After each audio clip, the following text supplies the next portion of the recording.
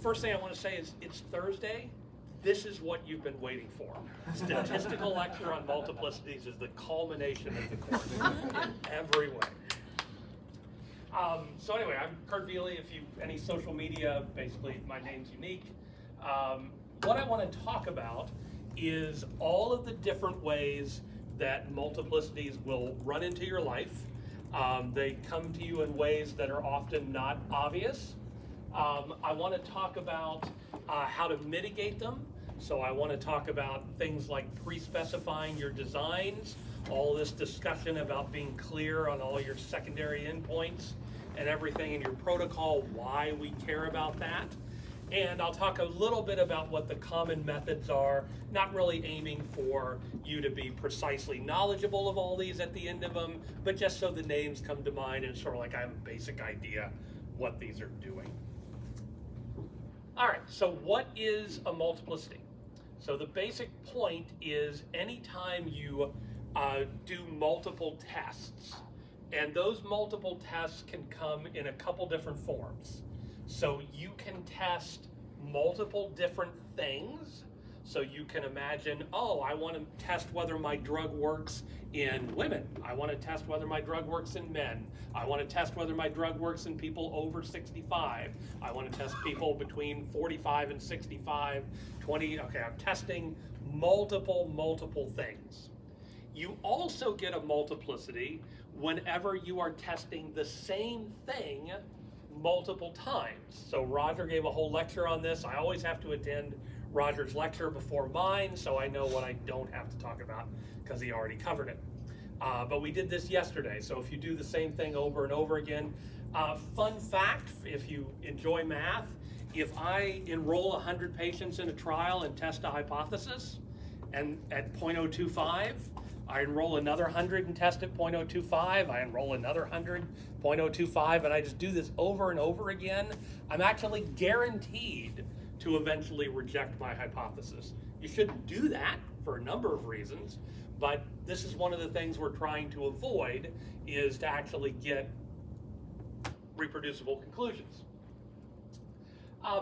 It's always interesting to decide what a multiplicity is and isn't. And these get down somewhat into the eye of the beholder. So you can imagine we've done, hundreds of Alzheimer's studies, and a lot of them are testing the same mechanism. So is there a multiplicity that applies to this? Should we be worrying about the fact we tested this? Fun fact about at least Alzheimer's studies until recently, last few years, they all failed. And you would think if you were running 100 Alzheimer's studies, somebody would have gotten lucky or unlucky and gotten a p-value less than 0.05, but nobody did. So anyway, this is it's kind of works both ways here. The prototypical example of a multiplicity. So this is basically tons and tons and tons of wasted phase 3 trials. Is people come into a study and they run their study and they go, oh, nuts. I got a p-value of 0.06 or 0.07.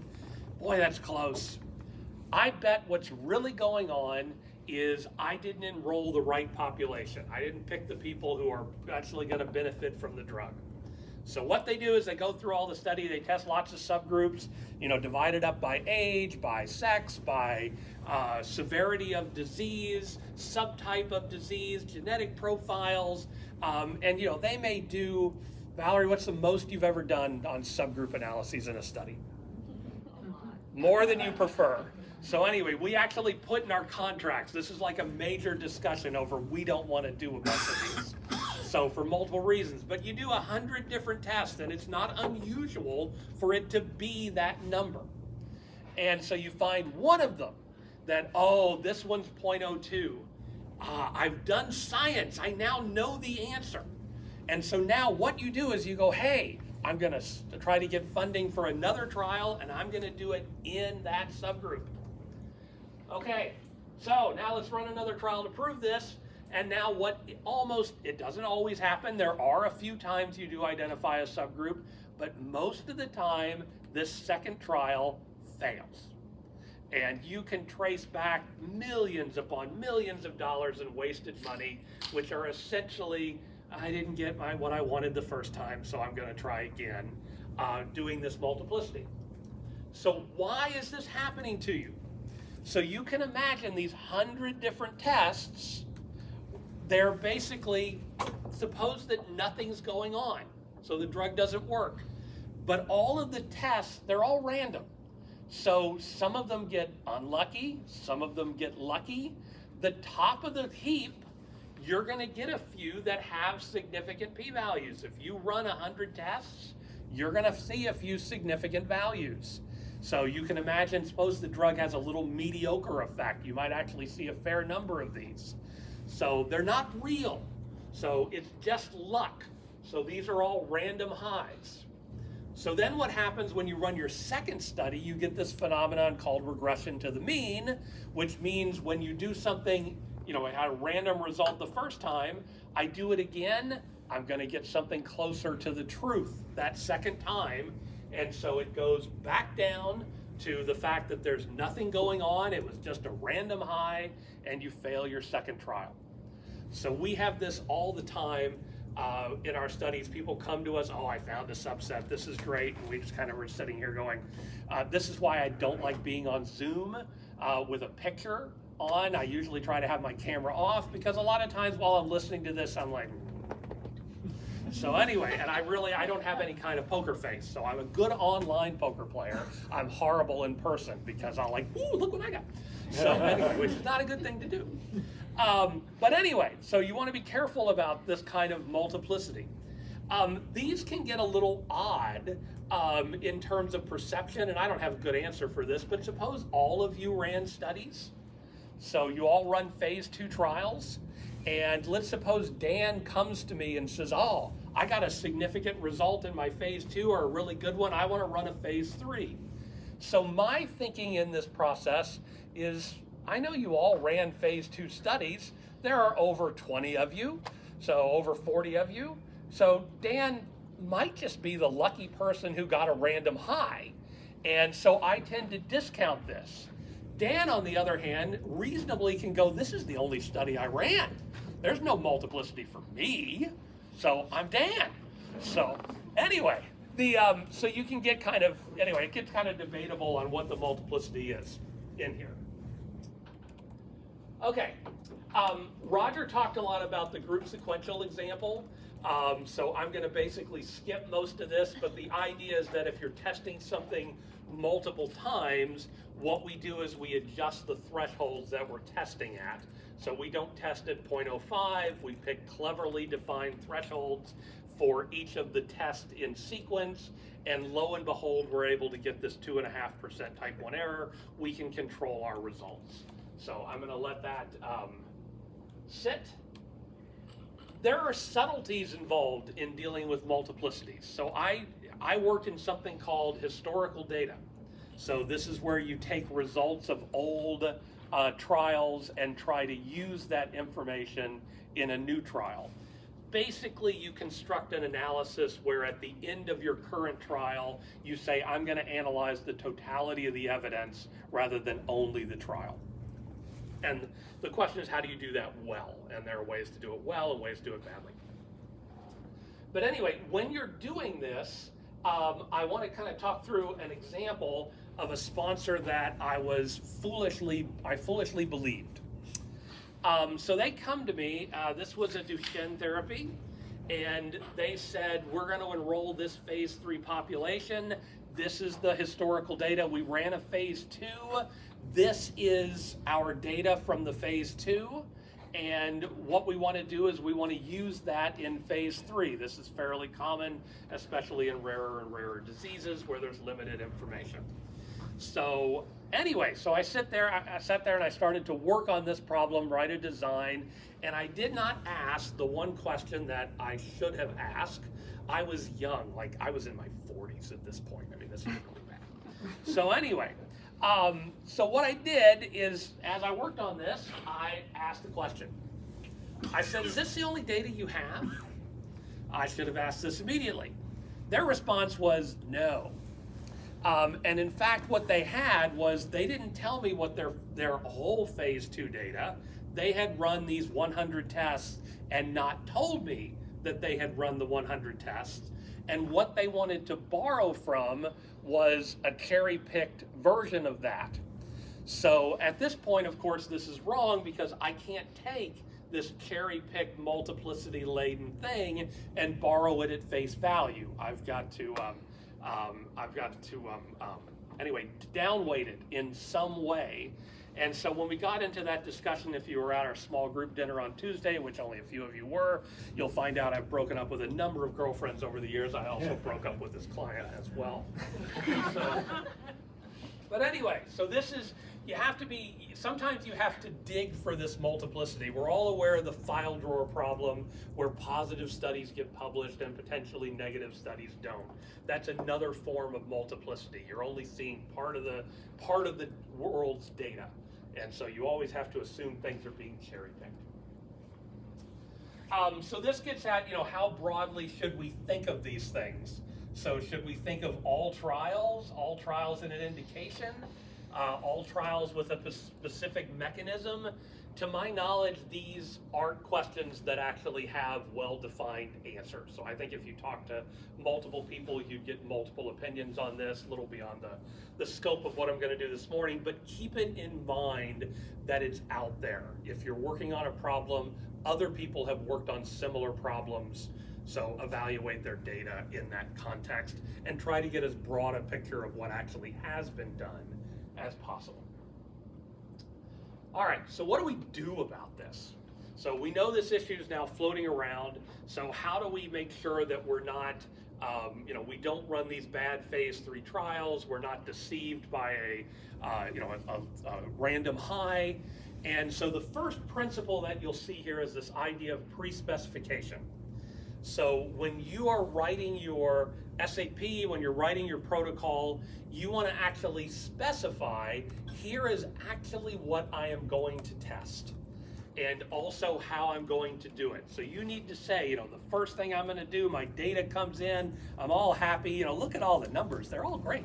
So anyway, you want to say, look, I'm going to test this variable. I'm going to test this variable at this time under these conditions. So I'm actually not allowed to touch SAPs very much at Berry because I'm actually not precise enough in my descriptions. So, but anyway, but you want to be as precise as possible. You also want to say, hey, not only am I talking about what I'm going to do with the primary, I'm going to talk about what's going to happen with all the secondaries and everything else and how all these analyses are linked. And I'll talk a little bit about some common methods that we do to test that. The reason that you do this pre-specification is, and you also want to basically have this written down and publicly available before your trial, is so you don't get accused of, how do I know that this wasn't one of 100 tests? Well, if you've done all this writing down beforehand, you can say, I wasn't going to do 100 tests. My protocol said I was going to do these 3 tests in this way, and you can mathematically quantify your risk of this kind of multiplicity. So it's a protection for you that strengthens your results. So as opposed to, I was going to test this endpoint 6 weeks after I started treatment, but once I started looking at the data, 9 weeks looked a little bit better, and so I decided in the middle to switch to 9 weeks. All of that, and you can find papers where they will write, I tested at 9 weeks, and you go back, if you know what their materials were, that wasn't their original test, and it's a little shady. It's a lot shady. So anyway, writing this all down is good. All right, so the second thing that you would do here, and by the way, you can certainly at the end of your trial, at the end of this description, any analysis you want, it can be exploratory. So hypothesis generating, that's all fine. I'm talking about the stuff that you actually want, a firm conclusion on. And this applies to journals. I work in industry, so my primary thing is, can a sponsor put it on the label? And so that becomes, there's rigid rules for FDA for doing this. Okay, the second thing that you want to do here is you need to basically adjust the criteria for success. The standard thing that we do is if we allow this 2.5% one-sided type 1 error, I'm on the same, Roger and I are on the same boat that we hate two-sided tests, so I'm going to say 0.025. But if we have this idea of 0.025, if we have a multiplicity, we don't want to use 0.025 multiple times and inflate the type 1 error. So what we need to do is we basically test everything at something less than 0.025, and how much less depends on what we're doing. All right, so let's see. So I talked group sequentials, I'm going to skip. So the simplest thing, Roger mentioned this as well, he takes all my stuff. So anyway, he's actually, sometimes, he's not here. He takes my slides sometimes. So anyway, I mean, he asked me first and attributes, but it feels anyway. Yeah, well, I took some of his slides too, so I think it's all good.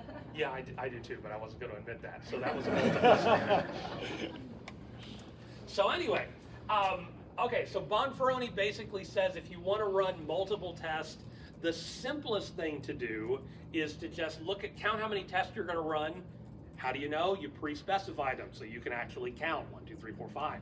So anyway, and then just divide. So take 0.025, divide it by the number of tests, and you've got the advantage of Bonferroni is 1, it's simple, 2, it works, so it actually does control your type 1 error.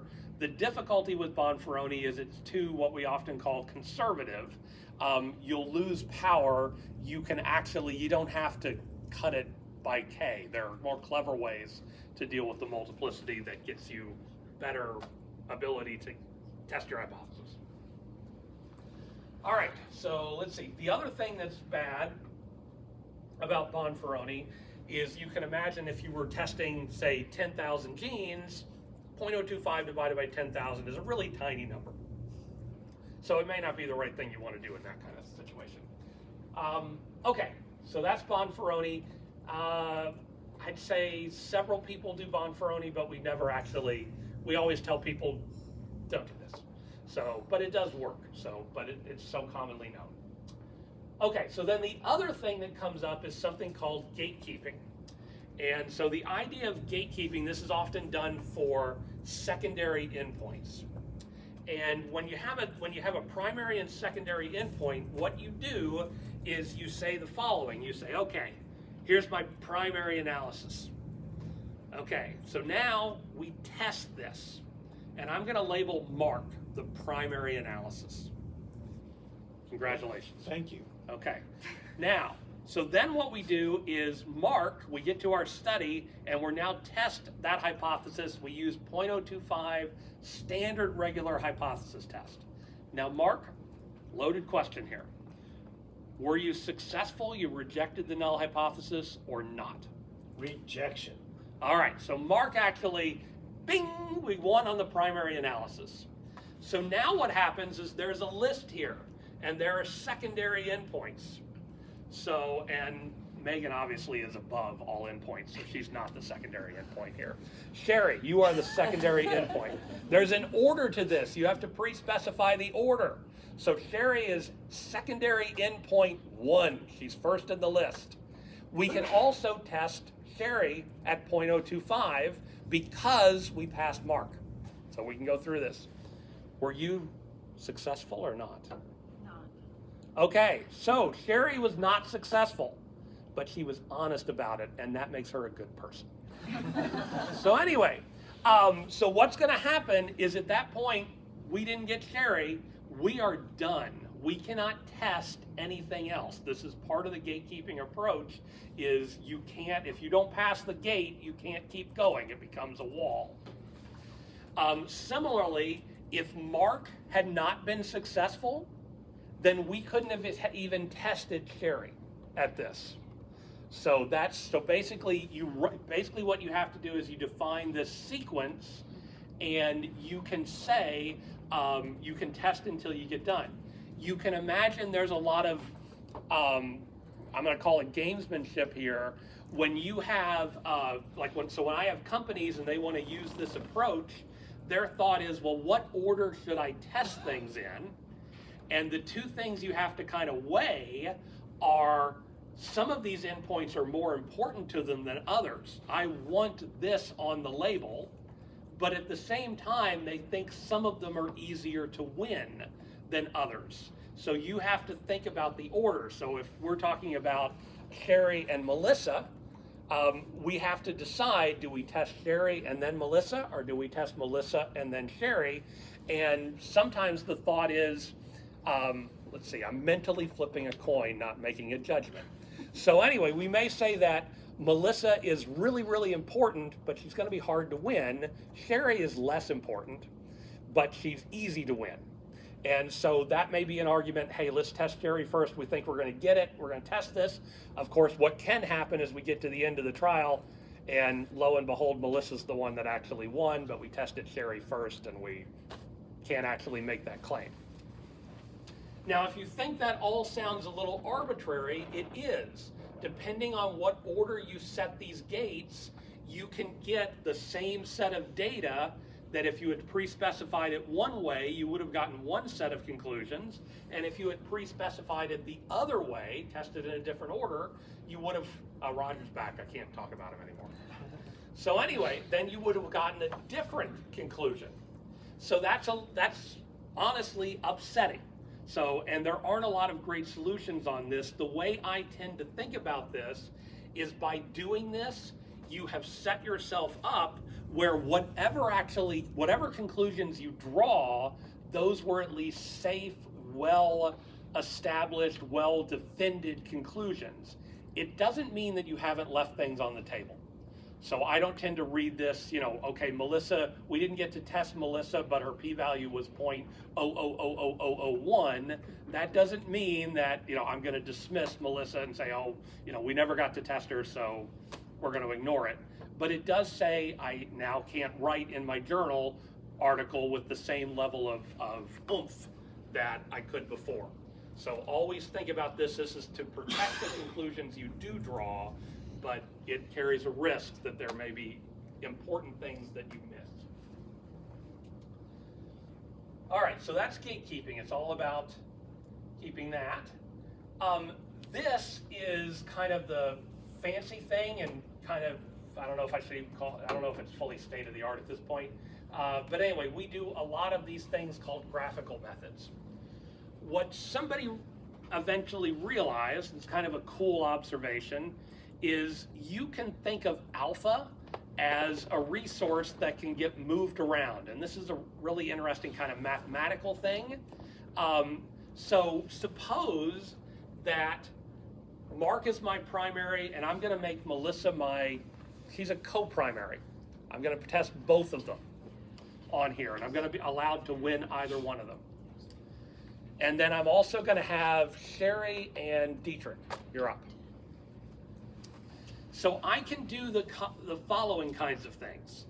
I can say, initially, I'm going to give Mark, out of my 0.025, you get half of it. So 0.0125 on Mark, 0.0125 on Melissa. And now what I can do is I can basically set up kind of a sharing arrangement where I can say, if Mark wins, if he wins his hypothesis, then his 0.0125, he can give it to somebody else. So Mark wins, he can now give his 0.0125 to Sherry. And then we can test Sherry. And we can say, if Sherry wins, we can give her alpha to Dietrich, and so on. If Melissa wins, she can give her alpha to whoever she wants. She could actually give it to Mark. And so that would say, suppose Mark's p-value was 0.02. So he doesn't win at 0.0125. But if Melissa wins, she gives him her alpha. Now he can test his hypothesis at 0.025, and it can be moved around. Now, I don't expect you to actually, I don't expect you to be able to replicate all of that, but the basic idea is you can do something pretty complicated in this. The advantage of this is actually a Bonferroni and a gatekeeping approach. These are just examples of this graphical method. In the Bonferroni, what happens is we divide up the alpha, but we're selfish. We never propagate it along. In the gatekeeping approach, we can think about that as just arranging a line where we pass the alpha. Mark wins, he immediately passes his full alpha to Sherry. If Sherry wins, she passes her alpha to Melissa, and down the line. I'm merely saying you can be more complicated than that and move things around. This sharing of alpha gives you more power, is the basic idea. And again, how you set up this graph, you can get more power in your study. So this is worth thinking about, but with some statistical help at the end. So think you don't have to do the simplest thing anymore. All right. The other thing that you can do is something called, instead of worrying about just the type 1 error, you can worry about a false discovery rate. And so this is a little bit different idea than trying to make sure that I don't make any mistakes at all. If we're testing, a bunch of genes, we got 10,000 genes here, the notion that I'm going to do 10,000 tests in any form and not make any mistakes, that's really hard to do. We need gigantic sample sizes. It's often just infeasible to make that happen. So instead what we do is we actually control something called the false discovery rate. And what that is aimed at doing is it says, okay, so you ran this whole bunch of tests, you're going to get some of these genes you have a success on, some of these genes you don't. Of all the things that you got a success on, what proportion of those are actually right? So what proportion of those are true? So if I test 10,000 genes and these 100 came back as these are the ones you ought to look at, how many of those 100 actually really matter as opposed to not? And so a false discovery rate, if the false discovery rate was, say, 5%, which is probably higher than you'd prefer, but that would say out of the 100 tests, I expect about 95 of them to be correct, true answers, and I also expect 5 to be false. I mistakenly said that I was going to do it. And so this is, if you have a high throughput issue where you're doing things over and over and over and over again, this is often a better way to measure than to say, I can't say I'm never going to make a mistake. What I want to make is a small number of mistakes over time so that most of my conclusions are correct. All right, so a few what ifs here. I like telling the story. I took linear models when I was a junior in college. I don't remember anything of the course. I remember the material because I learned it later, but I do remember what happened the first day. And so the first day we get into the room and everybody's, the professor's up at the front, Mike Escobar, great guy, I think he's at Toronto now. But anyway, he basically goes, I am so glad that you are all here. And he says, all of the faculty, we have used up all our alpha and we need new students to have more alpha. So the thought was that, the multiplicity involved is, a professor, an individual person. Chris, how many studies have you worked on? I always pick on you at this point in the lecture.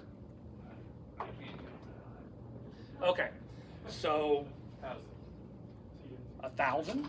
So I guess I bet I'm in several hundred. Several hundred? Yeah, we. You're talking about like analyses for a project or analyses within? Ooh, that's a tough question. So then I'm definitely at several. Okay. So anyway, Chris has done a lot of tests. So do we think of that as a multiplicity? At this point, Chris is used up. So, or we have to test him at 0.0001. You can imagine on a grant, you have to actually fill out, my statistician will be Chris Coffey. He has 0.00015 alpha left. We're going to use 0.00001 of that for our test. Obviously this is all kind of ridiculous. So, but it was a good lecture because it brought up this whole, and he was meant to be teaching linear models, but as I said, this is the thing I remember about the course. But anyway, another idea of multiplicities probably isn't that relevant to anything, and we don't worry about it. Another situation that's controversial these days, I will say it's controversial, platform trials. So Roger mentioned the STEP platform trial, other platform trials, In a platform trial, we test multiple therapies. So one question is, well, if you're testing multiple therapies, aren't you doing multiple tests? And of course the answer is yes. So one thought is, well, you ought to divide the alpha for that. On the other hand, what a platform trial is intended to replace is company A doing one trial, company B doing another trial, company C doing another trial, company D doing another trial, and if that happened, we would never adjust, even though as a society, we're conducting the same set of tests. So the notion is it would be kind of weird that in the more efficient way to test, we actually penalize people for doing it. So if you go to, say, the FDA says that there is no multiplicity penalty for a platform. And there are exceptions for this. If all the drugs have the same mechanism and they're all related in some way, you'll have a more nuanced discussion. But if you're talking about just different drugs, the usual notion is not. The EMA has a less forgiving opinion about this. All right, so a summary of this. Remember, multiplicities are everywhere. You should always, when you're looking at what you're seeing or reading in a paper, you should also keep track of what you're not. So if somebody reports the results of a subgroup, think in your mind, boy, how many subgroups did they actually test and they didn't write down? It's relevant to interpreting the article. You want to pre-specify your own work and have that available beforehand so you can say, no, I didn't test 100 things. I told you in advance I was going to test these 4 things in this way. It makes your results stronger. And of course, there are a variety of statistical methods available, Bonferroni, gatekeeping, complicated graphical approaches. Certainly get some statistical help, but there are ways to try to mitigate this and make it as minimal a burden on you as possible. All right. Wow, perfect time. I've got a question. So if I'm a big pharmacy company and there's a high financial risk in ordering my gated outcomes improperly, am I paying you to model the optimum order? You can be. So yeah, no, we will take data and we will look at different orders, different systems. I think the company that's presented the most... And there's no multiplicity penalty for pre-test optimization? No, there's no data at that point. So all we're doing is... W-data, yeah. Eli Lilly has done lots of presentations. They do this like crazy where they have like 10 different things and the graphs have arrows everywhere and they spend a lot of time. They talk about spending tons of time doing exactly that optimization. So, and at the end of the day, this is, don't let perfect be the enemy of the good. You got to do the best you can. Yeah. So, thank you. Any other questions? Yes. I have a question about the platform trial. So if you are sharing the control group, you will have multiplicity there, right? So you got two there. So there are 2 different forms. There's one for doing just the multiple tests. So that's one form of multiplicity. What people are also interested in is because you have a common control, the tests, not only are there multiple ones of them, the tests are correlated with each other. So if your placebo group, for example, is just randomly low, then you might suddenly win all of the drugs. If your placebo group is randomly high, suddenly all the drugs might fail. My usual answers to that are, first, I actually like enrolling a lot of controls in a platform. Not everybody likes this because it may cost a bit more money, but it's always cheaper than doing the separate trials, and it limits the variability on the control. The other thing that you would argue here is, while it's possible that you could make, you increase the chance of making multiple type 1 errors because they're correlated.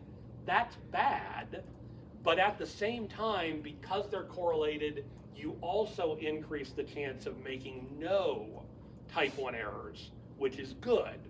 And it turns out the probability anyway, the gain that you get on 0 is more than the loss you get on making more than many. So I think this actually works in your favor, but it is something worth thinking about. And you're getting my opinion on what's what. Other people may disagree with that. Okay, one more question, then we disperse. Or I can just come back. Okay, so thank you very much for the morning session.